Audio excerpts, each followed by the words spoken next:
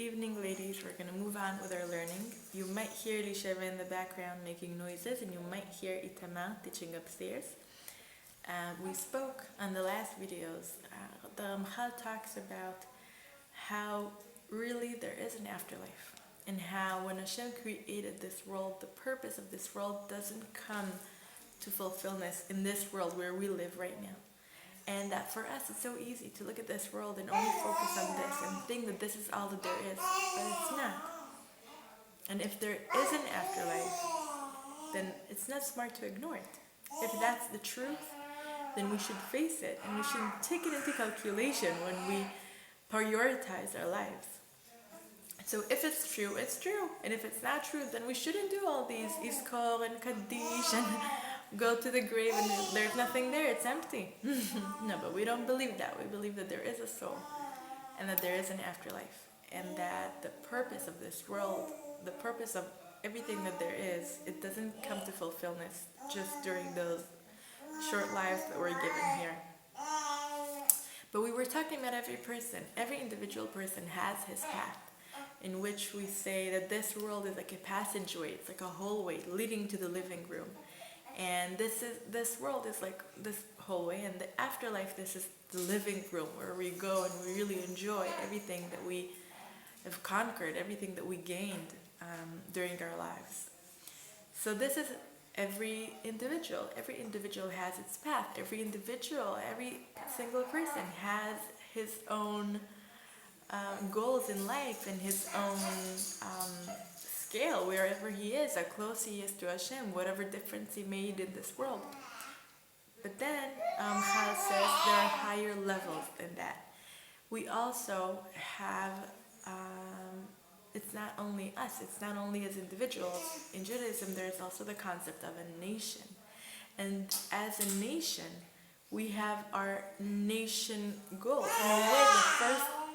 In a way, the first thing we talked about, it kind of dismisses this world. We say this life, it doesn't really matter. We shouldn't focus so much on things that don't matter. We should focus on what we came here to do, which is to change who we are and to be better and to work on ourselves and to add goodness to this world and to be as close to Hashem as possible. And in a way, we're dismissing everything materialistic, everything that is not necessary for these spiritual goals we have in life. But when we look at us as the Jewish nation, we have goals that we want to fulfill in this world. As a nation, we have a vision.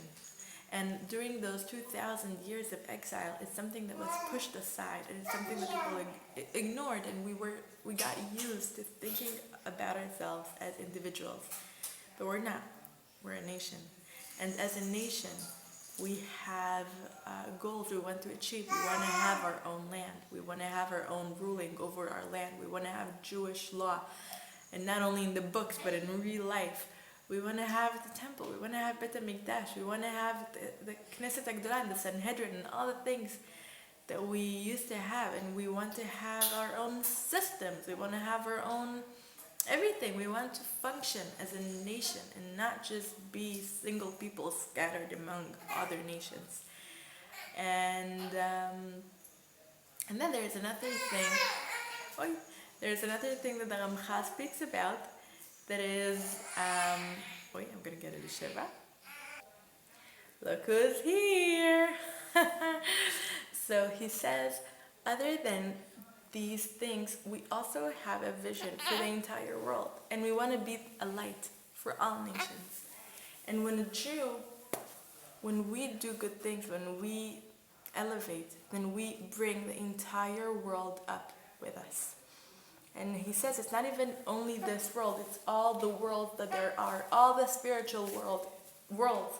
Every action that you do, you change everything. You change this world, you change all the spiritual worlds. When you elevate, you bring them all up with you. And that is what we're here to do.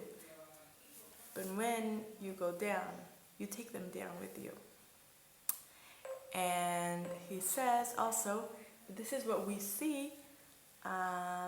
It's very interesting. He says there's a pasuk when we have the story about Yaakov Avinu when he went to Haran to look for a wife. And then he went to a place, he wanted to sleep, and he gathered 12 stones to put his head on them. And then he had the dream with the angels going up and down the ladder, and he woke up in the morning.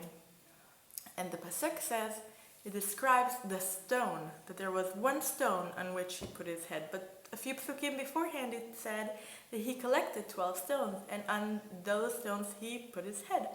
So what happened there during the night? So it says, Rashi explains, that these stones were fighting over who will have the right to be the stone on which Yaakov Avinu, the founder of our nation, will put his head on. And so they formed together into one stone. And he says, so basically what we understand from it is that when you elevate, it's not just something personal for you. You need to understand that you're part of a nation. You need to understand that when you elevate, you bring up the entire world with you and all the spiritual worlds that exist. When you go down, you take them down with you. And it's not just you, it's not just all about you. When you shine, when you elevate, you bring light to people around you. You are a light to all those who surround you. You're even a light.